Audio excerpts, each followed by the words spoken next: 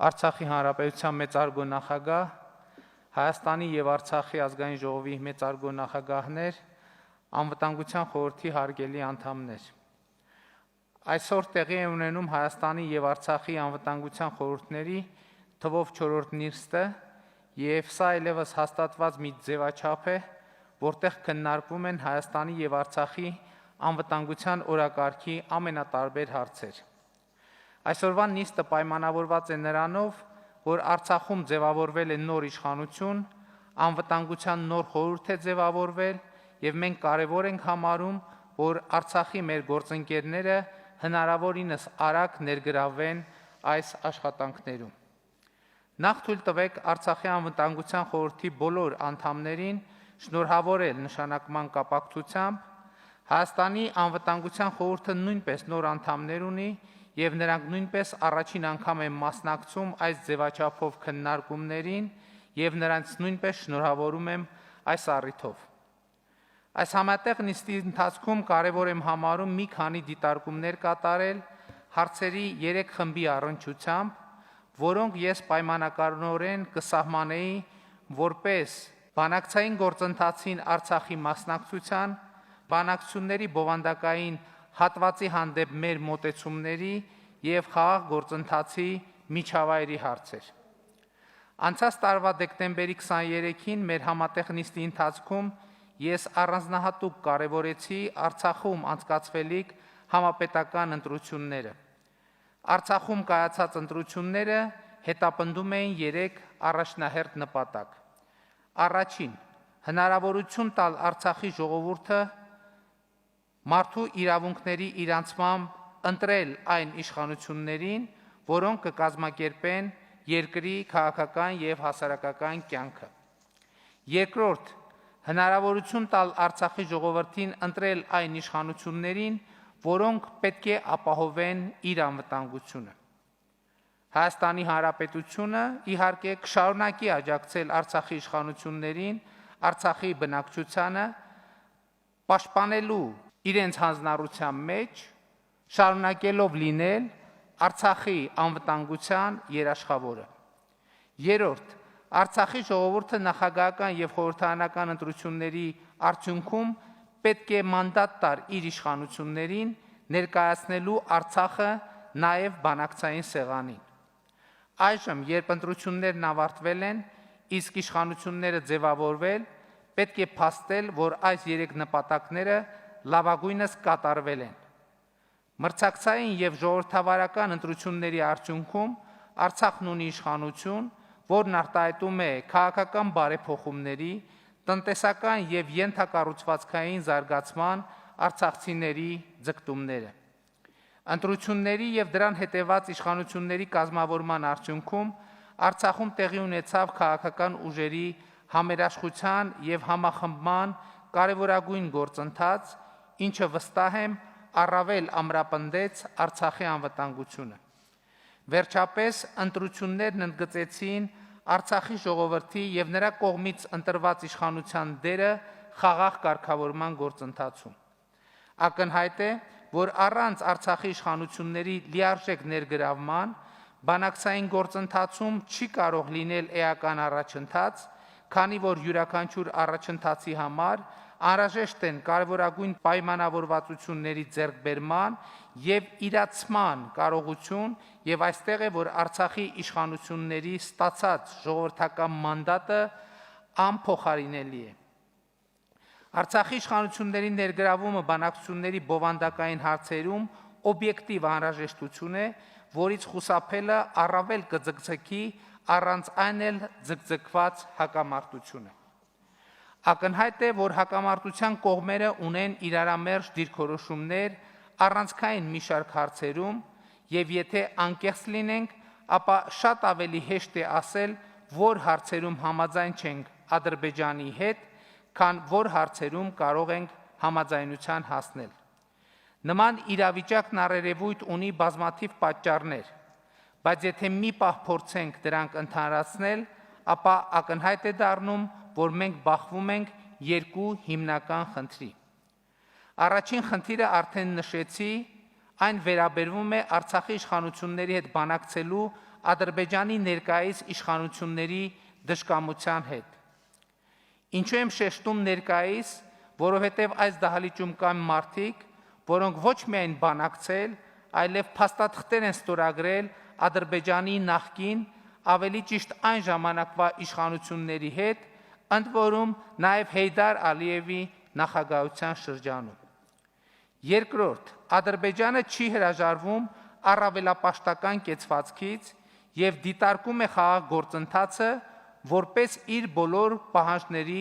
աստիճանական կատարման միջոց։ Այսինքն ոչ թե փոխզիջման հասնելու միջոց, այլ իր բոլոր պահանջների կատարման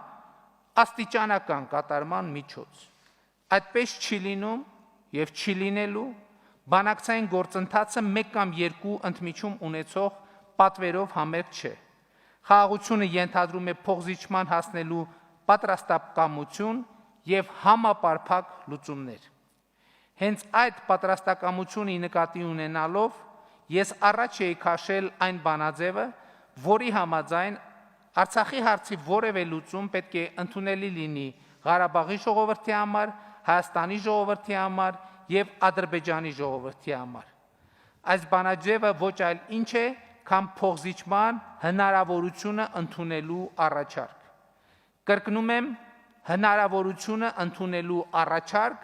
այլ ոչ թե կոնկրետ փոխզիջման ընդունում, որը դեռևս հեռու է ձևավորված լինելուց իմ նշած պատճառներով։ Չընդունելով իմ առաջարկը, Ադրբեջանի նախագահը չի ընդունում ընդհանրապես որևէ փոխզիջման հնարավորություն։ Եվ ուրեմն ակնհայտ է, որ մենք չենք կարող նման մոտեցումներով ակնկալել բանակցային գործընթացում իրական առաջընթաց, հատկապես երբ դրանք ուղեկցվում են պատերազմի սպառնալիքներով կամ հայ ժողովրդի հանդեպ տարածքային կամ պատմական ուղղակի կամ անուղղակի պահանջներով։ Ղարաբաղյան հակամարտությունը անժամկետ հայ-ադրբեջանական լայնածավալ թշնամության վերածելու փորձերը, որտեղ մեր ժողովուրդները միմյանցից կվիճարկեն ամեն ինչ, անցյալը, ներկան, ապագան և ողջ տարածաշրջանը, վստահ եմ չի բխում ոչ հայ, ոչ էլ ադրբեջանցի ժողովրդի շահերից։ Մարդու իրավունքների եվրոպական դատարանի Ռամիլ Սաֆարովի գործով դատավճիռը հստակ արձանագրեց և դատապարտեց Ադրբեջանում հայերի հանդեպ ատելության հողի վրա կատարվող հանցանքների խրախուսումը։ Այս դատավճիռը պետք է սահմանի հստակ կարմիր գծեր Ադրբեջանի համար, ցույց տալով, որ այդ կարմիր գծերից անդին կանգնած է ոչ միայն Հայաստանը և հայ ժողովուրդը, այլև միջազգային հանրությունը։ Քանի որ վերջին շրջանում Ադրբեջանի նախագահը սիրում է անդրադառնալ պատմությանը,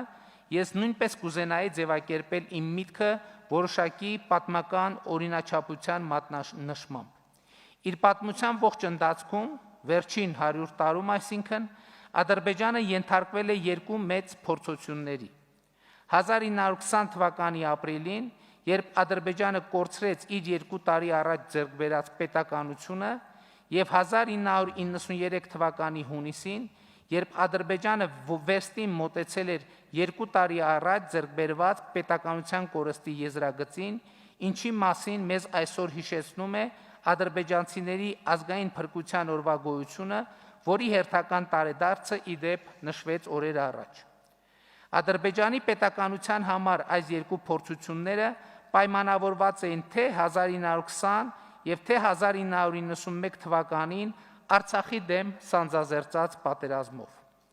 Պարզ է, որ թե 1920 և թե 1990-ականների սկզբին Ադրբեջանը գերագնահատել էր իր կարողությունները և թերագնահատել պատերազմի կործանարար հետևանքները։ Ես հեռու եմ այն մտքից, որ ինչ վատ է Ադրբեջանին, լավ է Հայաստանին և Արցախին։ 1920 թվականի Ադրբեջանի պետականության կորուստը մեզ հայերիս ոչինչ չտվեց, և առավել կարևոր է, որ 1994 թվականին մենք, Հայաստանը և Արցախը, կարողացանք Ադրբեջանի հետ մեկտեղ հրադադար հաստատել և վերջ տալ պատերազմին և կայունացնել իրավիճակը տարածաշրջանում։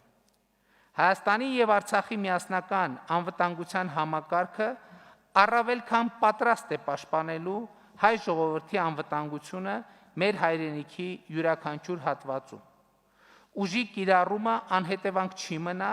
եւ դրան մշտապես կտրվի առավել քան համարժեք պատասխան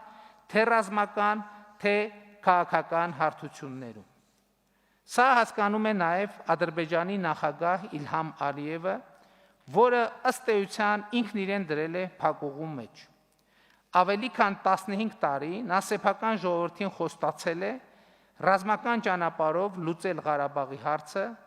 այս վերնակրի ներքո միլիարդավոր դոլարներ են ծախսվել,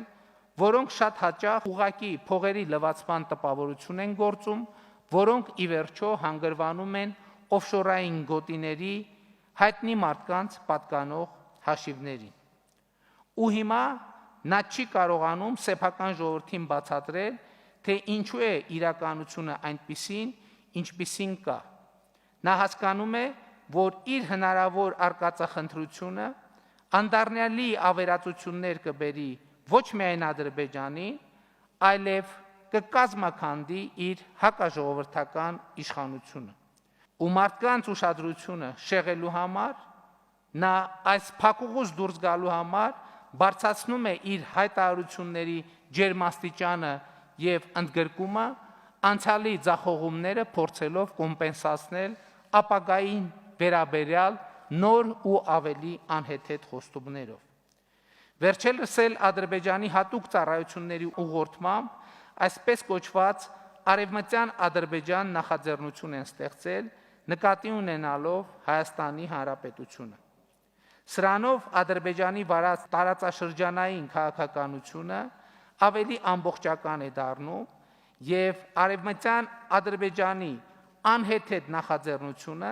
եկավ լրացնելու այսպես կոչված հարավային, հյուսիսային, հյուսիս-արևմտյան ադրբեջանների զավեշտալի շարքը, ընդգծելով Ադրբեջանի ապակայունացնող նկրտումները ողջ տարածաշրջանի համատեքստում։ Բայց ես ուզում եմ հենց այս իմաստով ընդգծել, որ մենք խոսելով Ղարաբաղյան հակամարտության գոտում կայունության մասին, անվտանգության մասին, ըստ էության խոսում ենք մեր ողջ տարածաշրջանի անվտանգության եւ կայունության մասին, եւ այս առումով Հայաստանը դառնում է ոչ միայն Ղարաբաղյան հակամարտության գոտու, այլև մեր ողջ տարածաշրջանի անվտանգության երաշխավոր։ Եվ այս առումով կարծում եմ մենք պետք է առանձնահատուկ պատասխանատվությամբ վերաբերվենք մեր այս տարածաշրջանային դերին եւ լինենք ուժեղ, ամուր, բայց եւ չտրվենք անիմաստ եւ անհեթեթ սադրանքների։ Առավել ևս այժմ, երբ մեր հասարակությունները պայքարում են գլոբալ մարտահրավերի, նոր կորոնավիրուսի համավարակի դեմ, մենք պետք է կոչ անենք զերծ մնալ թշնամական գործողությունների քարոզից։ Ուզենք թե չուզենք, պատմությունը եւ աշխարհագրությունը մեզ դարձրել է հարևաններ, եւ մենք պետք է ելնենք այն պարզ ճշմարտությունից, որ մեր ժողովուրդները իրավահավասար են, չեն կարող լինել մեկը մյուսի տիրապետության ներքո եւ պետք է տնօրինեն իրենց ճակատագիրը իրենց կամքի ինքնորոշման իրավունքի համաձայն։ Այս իրավահավասարության ընդունումը մեծապես կնպաստի մեր ժողովուրդներին խաղաղության նախապատրաստմանը եւ մեր տարածաշրջանի երկարաժամկետ եւ կայուն զարգացման հուսալի հիմքեր կդնի։ Շնորհակալ եմ։